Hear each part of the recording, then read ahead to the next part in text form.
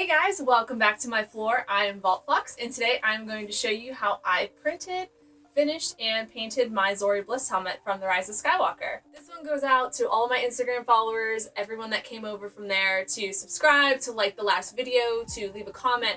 I appreciate you guys so much. You don't even know. I have to apologize in advance because a lot of this tutorial is going to be basically me talking over photos because I only started filming my progress on this Zorii helmet whenever I was pretty much 99% done with it. So how I started with this 3D printed model is there is a guy named Puzzlebox Props is his Patreon. I'll link that down below. And what I could gather on it, it looks pretty screen accurate. I'm pretty sure that he made the file before the movie even came out or even before the visual dictionary came out. On his model, the back is covered. I believe that there's another little part on the top that needs to be here as well.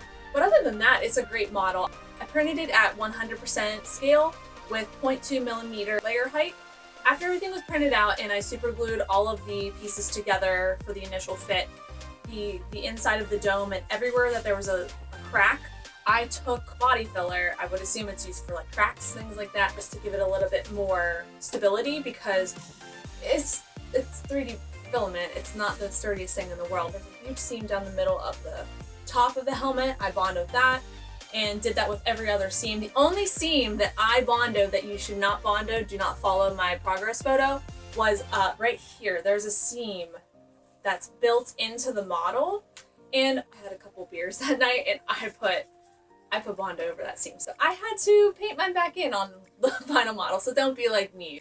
After all of that bondo had cured, I went out with my palm sander and I just went to town on it, making sure that all the seams are flush and nice and smooth. And after that, I went in with some XTC 3D.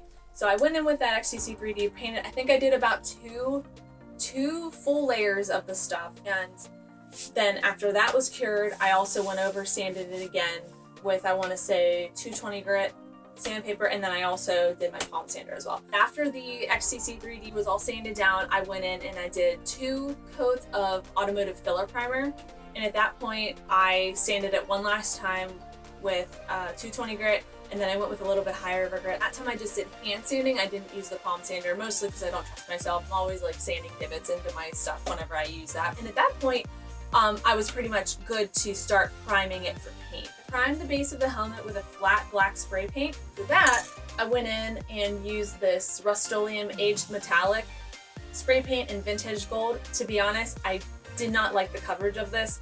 It was really runny. Maybe I didn't shake it up enough. That's probably what happened. But I just really didn't like the coverage. There's a couple spots on it, on the helmet, where you can kind of see drip marks. Like right here you can kind of see. And I just overall wasn't a fan. Once that was done, I went in with an airbrush and airbrushed the black detailing, gave it some shadows in the ear cups things, whatever these are. And then I also kind of stippled in a bronze color as well to give it a little bit more of an aged look. And I did the same thing with the greebly on top. There's like silver paint, there's some bronze right there. Same thing on the back. I don't want to go into the modifications I had to make to the file, both with foam and, well, yeah, these are both with foam. So like I said in the beginning, the back portion of the helmet is completely enclosed whenever you get the file.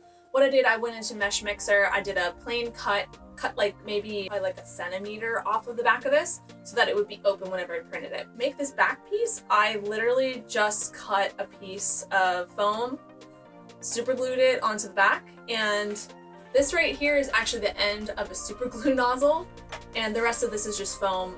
Right here, there's a little bit of a textured in detail. I just cut that with an X-Acto knife and used my heat gun to open up the pores so that would show up a little bit better. But that's really all that was. That was a pretty easy modification. If you've seen The Rise of Skywalker, you know that Zorii takes off her visor for Poe in one scene. I was like, oh no, I'm gonna have to make this helmet, aren't I? Because it's just, that's my thing, is I love helmets that literally just show the eyes.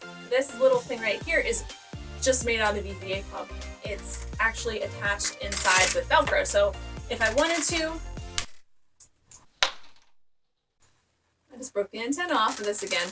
I'm gonna break this at least 4 times at CatsCon, I know it. I made it so that the little faceplate thingy inside of the helmet would be removable in the event that I just want to wear this with the visor on all the time.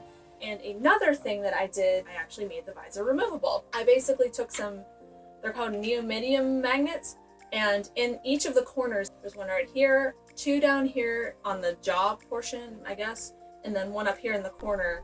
And what I did to get these kind of sit more flush was I took a heat burning tool and just burned a hole into the PLA plastic. Wear a respirator when you do that, and I just kind of super glued it into the back.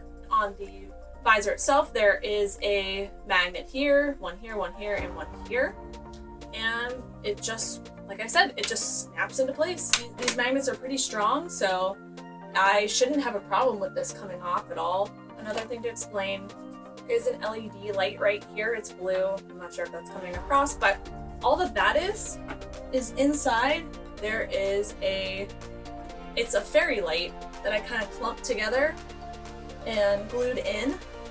You can turn it on and off. There's an on-off switch. Wow. Then the other thing that I can kind of go through is the fit of the helmet as well. I got foam on the forehead and on the sides to kind of let it situate. And then the big thing is that I've got a huge thing of furniture foam, and I covered that in black neoprene so that's harder to see. This is what pushes my face to the correct place that it needs to be. And it's not uncomfortable at all. This fills out all of the empty dead space that's back here and allows me to wear it. If you like this video, I'd really appreciate it if you gave it a thumbs up, and also, if you're so inclined, I'd really appreciate it if you subscribe, because next week I'm going to show you how I weather the armor for Zorii, and then I'm also going to show you how I sew the top and the bottom for Zorii, and then if everything goes to plan in 2 weeks, then I'm going to have a finished costume, and then I'll be able to show you how I suit up in it. So I'd really appreciate it if you subscribe. Bye!